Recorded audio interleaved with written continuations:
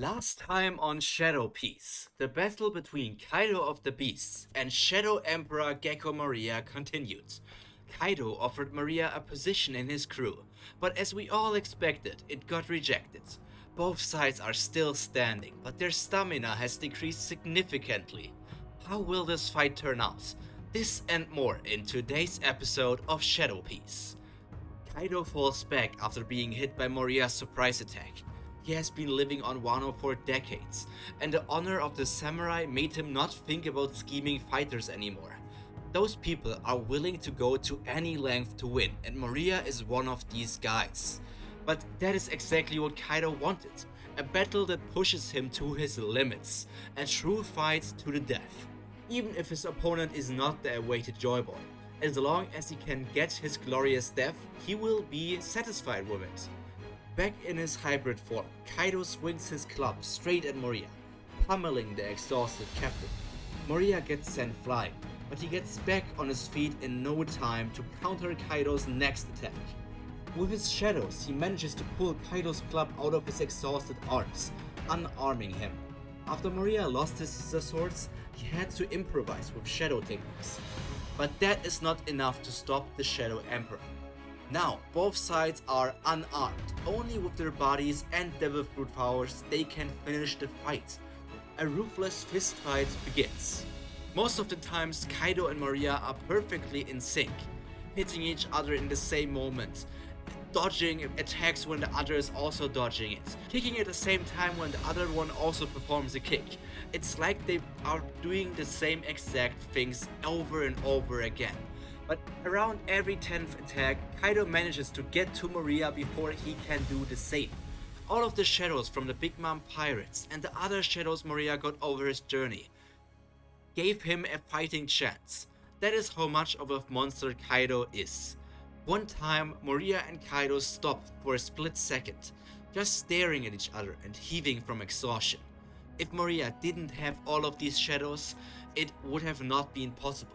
And if he didn't get the help from Law and Kid at an earlier stage, and even before that, the 9 red scabbards fought against Kaido, and then Yamato also helped a bit, without all of these factors, Moria wouldn't have stood a chance. They need to recover a bit of their strength before firing their breath attacks at each other once again. Every single attack shakes the flying island, making Momonosuke panic even more. Seeing as Onigashima keeps on decreasing in altitude, he can only imagine how low health Kaido has to be at this very moment. More and more flame clouds are disappearing. The situation is getting more dangerous by the second. It is a blessing that Onigashima has not yet reached the mainland of Wano, so that Momonosuke still has some time to prepare his own flame clouds. The third CP0 agent, and the only one remaining alive, is now currently gappoing away from the island. He did a careful search throughout the entire island, but his target of Charlotte Sanji was nowhere to be found. It's almost like he was never in Onigashima to begin with, like he never even existed. Even knowing that, it is very likely that he will still get punished for failing a mission. He has to get out of this place before it crashes into a flower capital. As it is still in the middle of the night, the Big Mom Pirates can still move around without any worries. After all, if their bodies without a shadow get hit by the sunlight, they all suffer and basically just disappear from existence, all dying. After all, without their shadows, the sun is their mortal enemy. But while the fight on the island is going on, they are holding off the world government's Wano occupation fleet. The Big Mom Pirates are not obliged to protect Wano, but the world government is a common enemy, and we all know how people unite under a common foe. Even in the background, a lot is happening, but this was enough sidetracking. Let's return to the big battle. Holes of destruction are spread over the rooftop. If one is not careful, they might just fall down to a lower floor. With every clash, more variables are added to the fight, and the mind of both sides is also starting to get tired. Moria creates some distance towards Kaido, and creates 2 sharp shadows around his left index and middle finger. He takes a deep breath before saying, I didn't want to use this. The backlash will be incredible. But for the Gecko Pirates' revenge, sacrifices are needed. Here I come, Kaido. Prepare yourself. 72 demons. Third demon, Asago's limiter removal. The sharpened fingers ram into Moriya's head, influencing his brain to go over his limit, doubling his abilities in the process. Before Kaido can even react, Moriya dashes towards him, starting a Gatling attack. All of his accumulated hate gets dished out in every single punch. Moriya's body is going well past his limits. This doubling of his abilities doesn't apply to his current state, but to the maximum output when he is still in his perfect form. So it's like 100% power of Moriya is now being used, doubled. 200% of Moriya's normal power are being used by his exhausted body.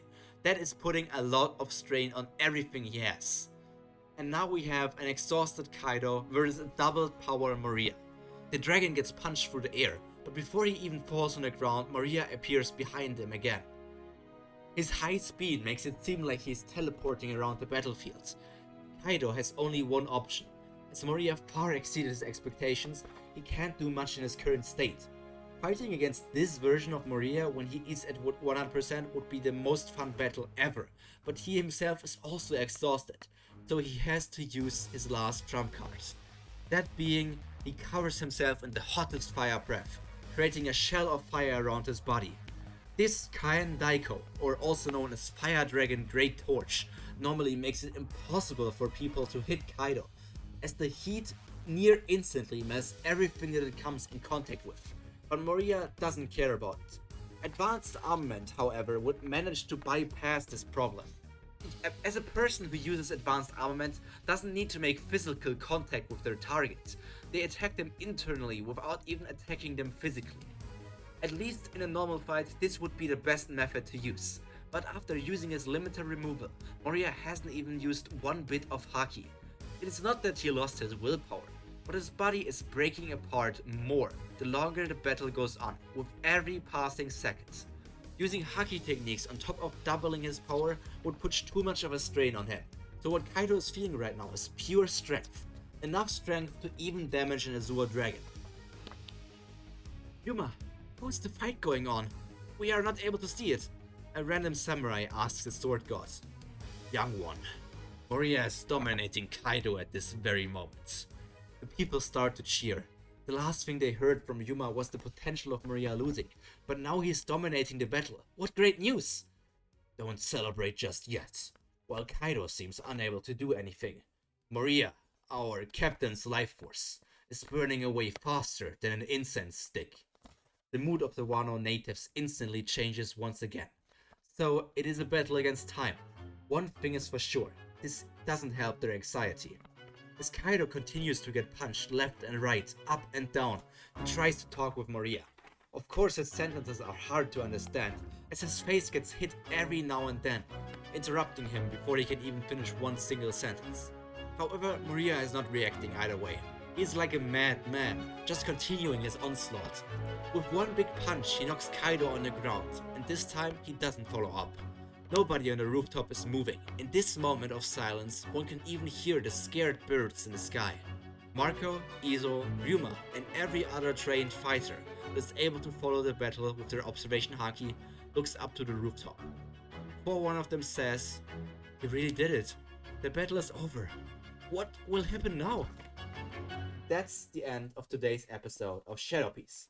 I hope you enjoyed this outcome of the battle. We will now go over to the next parts of the Wano arc. How will everything turn out? What do you think will happen? I don't know. It's been a long journey. We've been in Wano for over 30 weeks, I think. But this is not yet the end. There are still other things we need to go through. But for now, that's all from me. All that's left to say is stay happy, stay healthy, and most importantly, stay cultured. This has been Pyro Prima, your local fire elemental, and we will see each other again in the next video. Until then, bye!